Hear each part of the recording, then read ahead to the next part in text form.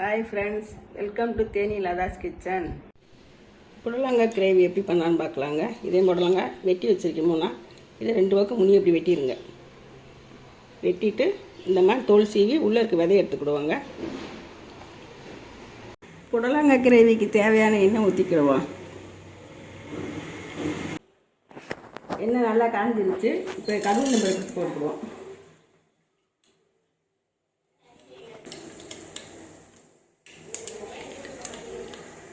கருவேப்பிலை போட்டு நல்லா வெடிச்சிருச்சு. இப்போ சின்ன வெங்காயம் வெட்டி வச்சுக்கேன். ஒரு கருவேப்பிலை எடுத்துருக்கேன்.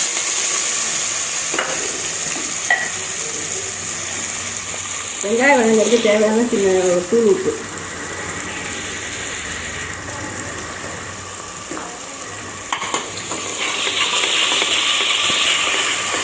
நல்லா வதக்கணும்.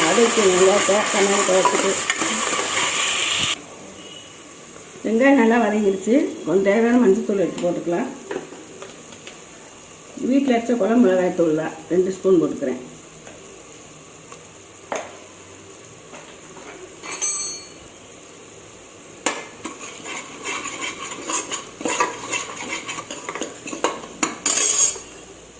புடலங்காய் தோல் சீவி பொடிசா வெட்டி வச்சுருக்கேன். இது உள்ளே போட்டுக்கலாம்.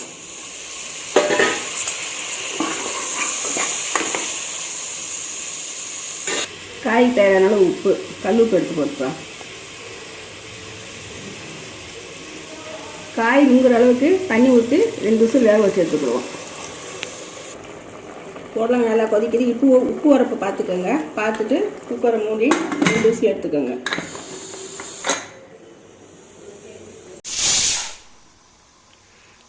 புடலங்காய்க்கு 2 விசில் வச்சுட்டேன். இந்த லைட்டாக தண்ணி இருக்குது.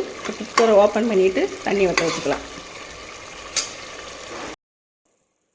புடலங்காய் கிரேவி ரெடி ஆகிடுச்சு. இந்த அளவுக்கு எடுத்து வச்சுக்குவோம். சாப்பாட்டில் பண்ணி சாப்பிட்றதுக்கு நல்லாயிருக்கும். வெள்ளை சாப்பாடுக்கு. இந்த வீடியோ பிடிச்சிருந்தா லைக் பண்ணுங்கள், ஷேர் பண்ணுங்கள், சப்ஸ்கிரைப் பண்ணுங்கள். தேங்க்யூ.